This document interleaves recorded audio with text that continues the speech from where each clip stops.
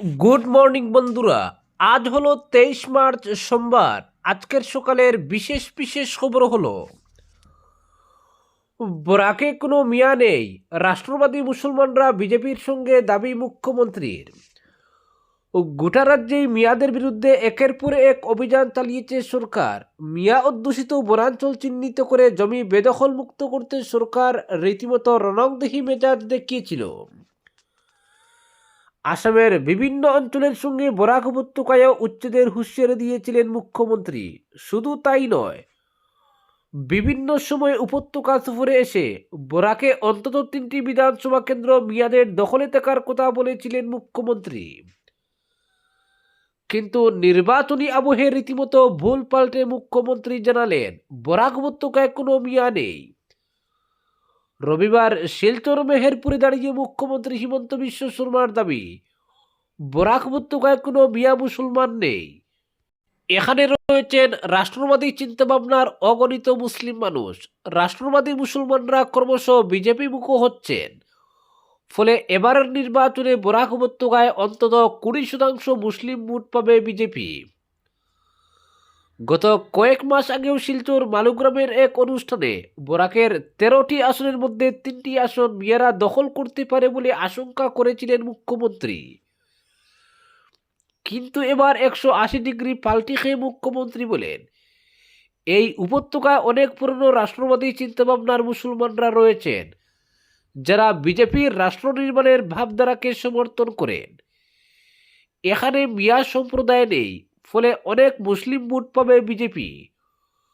ন্যূনতম 20% ভোট বিজেপির দখলে যাবে বলে মন্তব্য করেন মুখ্যমন্ত্রী। মুখ্যমন্ত্রীর কথায় সেকুলার মুসলমানরা যারা গণতন্ত্র এবং সংবিধানকে মান্যতা দেন, গণতন্ত্রের পক্ষে রয়েছেন, তারা বিজেপিকে সমর্থন করেন। অপরদিকে বুটে হিমন্তের কংগ্রেসের সঙ্গে আসল কংগ্রেসের লড়াই বললেন গৌরব গগৈ। বিরোধীদের মহাজোট গড়ে ওঠার পর থেকে মুখ্যমন্ত্রীর রাজনৈতিক সমীকরণ উলটপালট হয়ে গেছে। গোলাঘাটের স্বরূপতার বিধানসভা কেন্দ্রের নির্বাচনী প্রচারে অংশ নিয়ে এই মন্তব্য করেন প্রদেশ কংগ্রেসের শীর্ষ নেতা গৌরব গগৈ। চুঙ্গাজানে আয়োজিত এক সভায় তিনি বলেন এবারের বিরোধী ঐক্য শুধু কাগজে কলমে সীমাবদ্ধ নয়, জোট এখন ভোটের ময়দানে প্রতিফলিত হচ্ছে। এবারের লড়াই হবে হিমন্ত বিশ্ব শর্মার কংগ্রেস বনাম প্রয়াত তরুণ গগৈর আদর্শ মেনে চলা আসল কংগ্রেসের মধ্যে। রবিবার স্বরূপতারে বিরোধী জোটের প্রার্থী তথা আসাম জাতীয় পরিষদের নেতা জীবন চুতিয়ার সমর্থনে বেশ কয়েকটি নির্বাচনী জনসভায়ও বক্তব্য রাখেন প্রদেশ কংগ্রেস সভাপতি। সেখানে বিজেপির অভ্যন্তরীণ সমীকরণ সামনে এনে মুখ্যমন্ত্রীকে কটাক্ষ করেন তিনি। গৌরবের মন্তব্য, হিমন্ত বিশ্ব শর্মা বিজেপির পুরনো ও কঠোর নেতাদের কুণ্ঠাসা করছেন, এতে বিজেপির বরিষ্ঠ নেতারাও অসন্তুষ্ট তার উপর। গৌরবের দাবি যে সিদ্ধার্থ ভট্টাচার্যের পা ছুঁয়ে হিমন্ত বিশ্ব শর্মা বিজেপিতে যোগ দিয়েছিলেন, আজ তাকে সেটে ফেলা হয়েছে। সিদ্ধার্থকে এবার টিকিটও দেননি হিমন্ত। তবে কংগ্রেস নেতার দাবি বিরোধীরা একজোট হওয়ায় হিমন্ত বিশ্ব শর্মার সব হিসেব উলটপালট হয়ে গেছে। মানুষ এখন বুঝতে পারছেন যে বিরোধী শক্তি শক্তিশালী হচ্ছে এবং মুখ্যমন্ত্রীর বিদায়ের সময় গড়িয়ে আসছে। আসামের মানুষ পরিবর্তনের জন্য প্রস্তুত এবং ন্যায়, উন্নয়ন ও গণতন্ত্র রক্ষায় সঠিক সিদ্ধান্ত নেবেন। উরিয়ামঘাটের অন্য এক জনসভায় বক্তব্য রাখতে গিয়ে কিছুটা আবেগপ্রবণ হয়ে পড়েন গৌরব। তিনি ভোটারদের উদ্দেশ্যে বলেন, আমি 10 বছর আপনাদের সাংসদ ছিলাম। রাজনীতির মূল কখন কোন দিকে ঘুরে বলা কঠিন। লোকসভা কেন্দ্র পুনর্নির্ধারণের ফলে দল আমাকে এবার জোরহাটে পাঠিয়েছে, কিন্তু আপনাদের সঙ্গে আমার সম্পর্ক চিরস্থায়ী। 2014 সালে প্রবল মোদী হাওয়া থাকা সত্ত্বেও আপনারা আমাকে জয়ী করেছিলেন। 2019 সালেও আপনাদের আশীর্বাদ পেয়েছি। গত 10 বছর সীমিত ক্ষমতা নিয়েও আপনাদের সেবা করার চেষ্টা করেছি।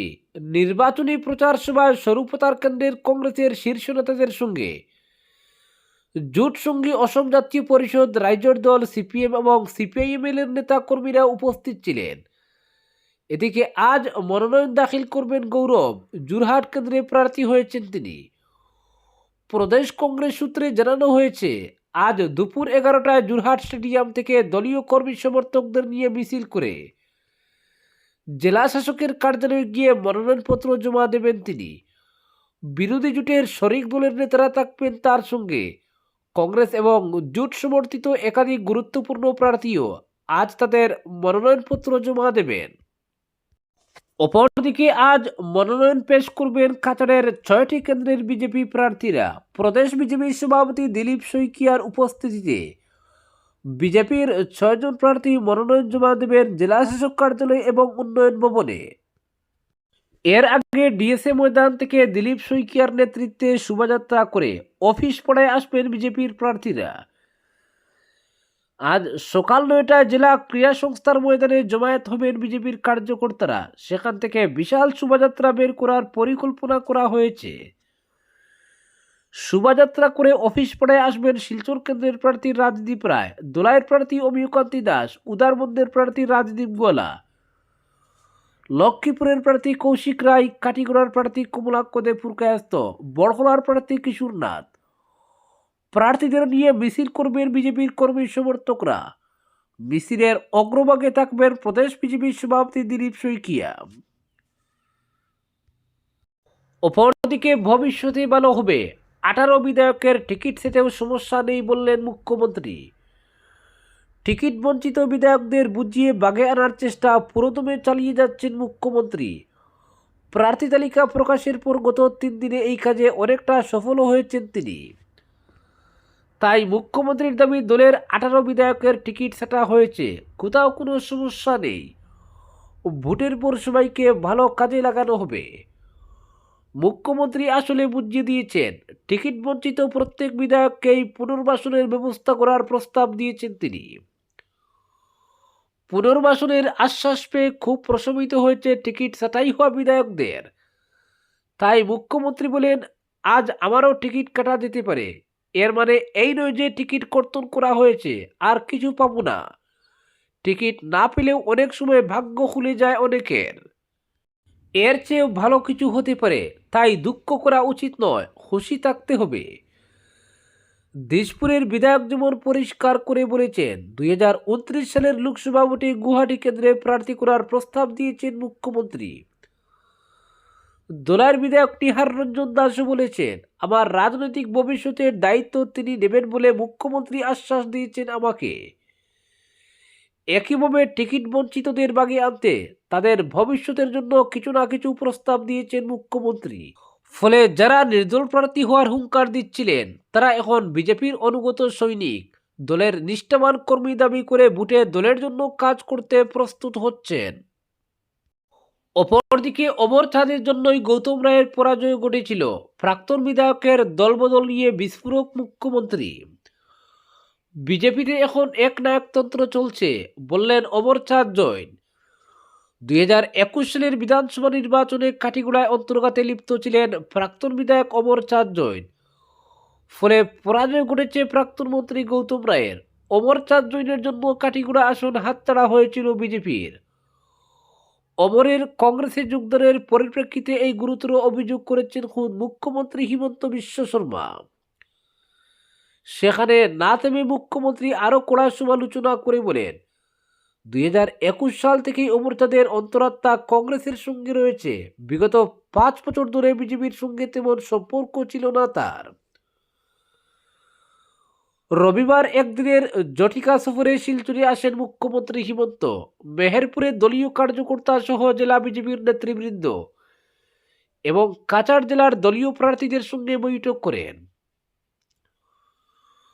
বৈঠক শেষে সাংবাদিকদের এক প্রশ্নের জবাবে মুখ্যমন্ত্রী বলেন, অমর চাঁদ জৈন বিগত 5 বছর ধরে বিজেপির সঙ্গে আছেন বলে তার জানা নেই।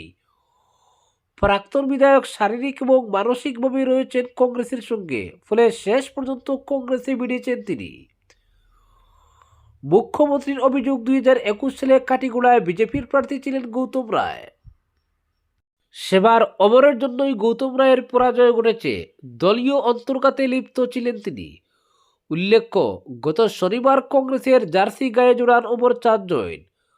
দলে যোগদানের পরে কংগ্রেস তাকে কাটিগড়ায় প্রার্থী করেছে। অমরের বিরুদ্ধে বিজেপির প্রার্থী কমলাক্ষ দে পুরকায়স্ত। এই দুই প্রার্থীর লড়াই কতটুকু জমবে, এমন প্রশ্নের জবাব দিতে গিয়ে মুখ্যমন্ত্রী বলেন, অমরচাঁদ কোনো ফ্যাক্টরি নন। কাটিগড়ায় অতীতের সমস্ত রেকর্ড ভেঙে জয়ী হবেন কমলাক্ষ দে পুরকায়স্ত। কাটিগড়ায় বিজয় ধ্বজ উড়বে বিজেপির। এরপরই রসিকতা করে বলেন, জয়ের পর মন্ত্রিত্ব লাভের জন্য ঝগড়া করতে পারেন কমলাক্ষ। অপরদিকে বিজেপিতে এখন একনায়কতন্ত্র চলছে, আর একনায়কতন্ত্রের জন্যই পুরনো বিজেপিরা মার খাচ্ছেন। কংগ্রেস টিকিট নিয়ে কাটিগড়া ফিরে এমন মন্তব্য করলেন প্রাক্তন বিধায়ক অমরচাঁদ জৈন। বিজেপি প্রার্থী জয়ী হলে কাটিগড়ায় অশান্তির সৃষ্টি হওয়ার আশঙ্কাও করেন তিনি। বিজেপি ত্যাগ করে কংগ্রেসে যোগ দিয়ে কাটিগড়ার টিকিট নিয়ে রবিবার সন্ধ্যায় বাড়ি ফিরলেন প্রাক্তন বিধায়ক অমরচাঁদ জৈন। মালিডহর পৌঁছার সঙ্গে সঙ্গে তাকে স্বাগত জানান একাংশ সমর্থক। মদুয়ার বাড়িতে তখন কয়েকশো কংগ্রেস কর্মীর ভিড়। বাড়ি পৌঁছার পর জড়ো হওয়া কর্মীদের উচ্ছ্বাসে ভাসেন তিনি। অমরচাঁদ জৈন, গৌরব গগৈ আর কংগ্রেস জিন্দাবাদ ধ্বনিতে মুখরিত হয়ে ওঠে পুরো বাড়ি। এক আনন্দমুখর পরিবেশ তৈরি হয়। সংবাদ মাধ্যমের সঙ্গে কথা বলতে গিয়ে অমরবাবু বলেন, বিজেপিতে 37 বছর কাটিয়েছি, একবার বিধায়কও হয়েছি, কিন্তু এখন পুরনো বিজেপি কর্মীদের কোনো মূল্য নেই। বিজেপিতে এখন একনায়কতন্ত্র চলছে, একজন লোকই সর্বে সর্বা। দীর্ঘদিন দলের হয়ে কাজ করেও মিলছে না টিকিট, অথচ দলে যোগদান করার 24 ঘন্টার মধ্যেই টিকিট পাচ্ছেন একাংশ লোক। ফলে খুবই অভিমানে দল ত্যাগ করে কংগ্রেসে যোগ দিয়েছি, মিলেছে সম্মানও, কংগ্রেস নেতৃত্ব প্রার্থী করেছে। কাটিগড়ায় ফিরে দলীয় কর্মী সমর্থকদের ব্যাপক উৎসাহ দেখে রীতিমতো অভিভূত তিনি। তার কথায়, কাটিগড়ার শান্তির জন্য সম্মিলিতভাবে এই লড়াই চালিয়ে যেতে হবে, অন্যথায় অশান্তির আশঙ্কা রয়েছে। 1 বছর আগে কি ঘটেছিল বারুণী মেলায়, একথা স্মরণ করিয়ে দিয়ে তিনি বলেন, কাটিগড়ার মানুষ শান্তিতে বসবাস করতে চান, কিন্তু বিজেপি প্রার্থী জয়ী হলে অশান্তির সংখ্যা উড়িয়ে দেওয়া যাচ্ছে না। 1 বছর আগেই তো ট্রেলার দেখিয়ে দিয়েছেন, মন্তব্য করেন কংগ্রেস প্রার্থী অমরচাঁদ জৈন। তার জয় নিশ্চিত বলে দাবি করে তিনি জানান, কংগ্রেস নেতৃত্ব তাকে টিকিট প্রদান করার পর থেকে তার প্রতি ভোটাররা যেভাবে সমর্থন দেখাচ্ছেন, তাতে 40 থেকে 50 হাজার ভোটের ব্যবধানে বিজেপি প্রার্থীকে পরাজিত করে জয়ী হবেন তিনি। আজকের বিশেষ সংবাদ এখানেই সমাপ্ত।